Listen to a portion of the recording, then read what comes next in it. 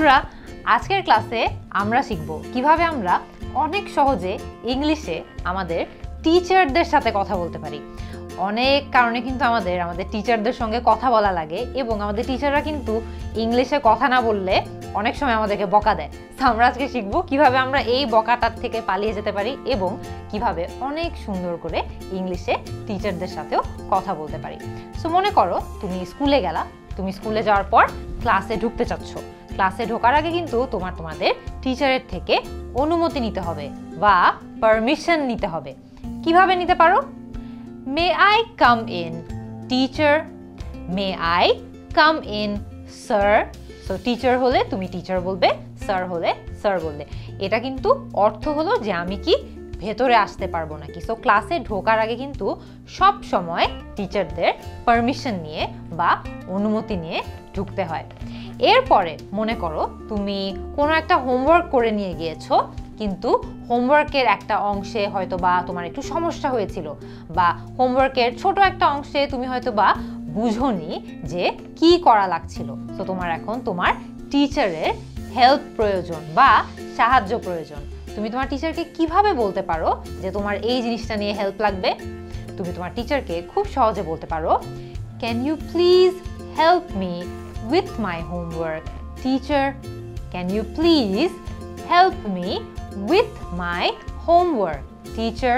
অথবা তুমি চাইলে স্যারকে যদি বলো তাহলে জাস্ট লাস্টে টিচারটাকে চেঞ্জ করে স্যার বানিয়ে দিবে, can you please help me with my homework sir?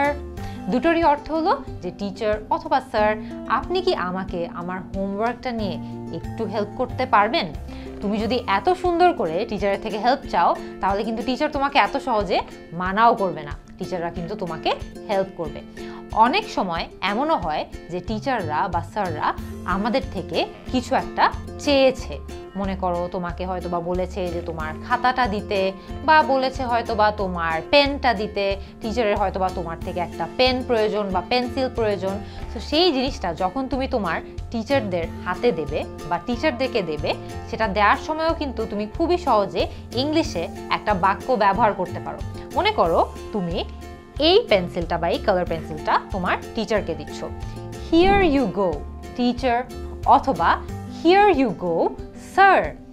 যে কোনো জিনিস কাউকে দেওয়ার আগে তুমি কিন্তু হিয়ার ইউ গো দিয়ে দিতে পারো, here you go teacher, here you go sir.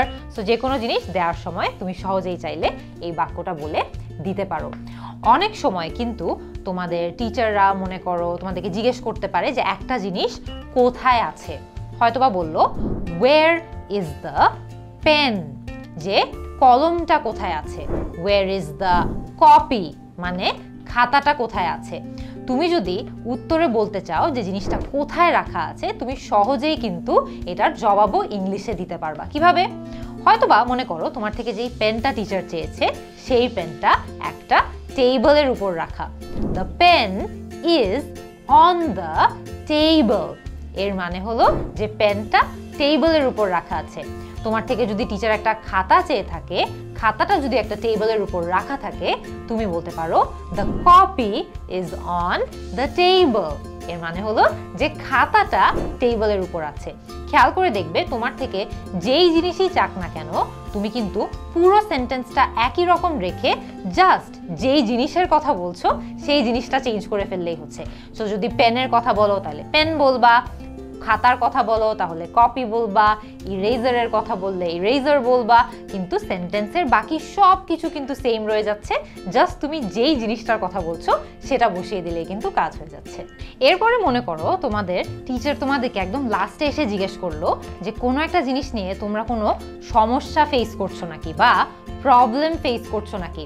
তারা হয়তো তোমাদেরকে জিজ্ঞেস করতে পারে, is there any other problem that you are facing, মানে তুমি কি অন্য কোনো সমস্যা আছে, যে সমস্যাটা তুমি ফেস করছো, তোমার কি অন্য কোনো সমস্যা হচ্ছে। সো এই ক্ষেত্রে তোমার যদি কোনো ধরনের সমস্যা না হয়ে থাকে, তুমি বলতে পারো নো থ্যাংক ইউ টিচার। সবসময় কিন্তু থ্যাংক ইউ বলতে ভুলবে না। সো তোমার কোনো সমস্যা নেই, তুমি বলতে পারো নো থ্যাংক ইউ টিচার, অথবা নো থ্যাংক ইউ স্যার, যে ধন্যবাদ স্যার, আমার আর কোনো সমস্যা নেই। এই ক্ষেত্রে যদি তোমার কোনো সমস্যা থেকে থাকে তাহলে কিন্তু তুমি নো বলবে না।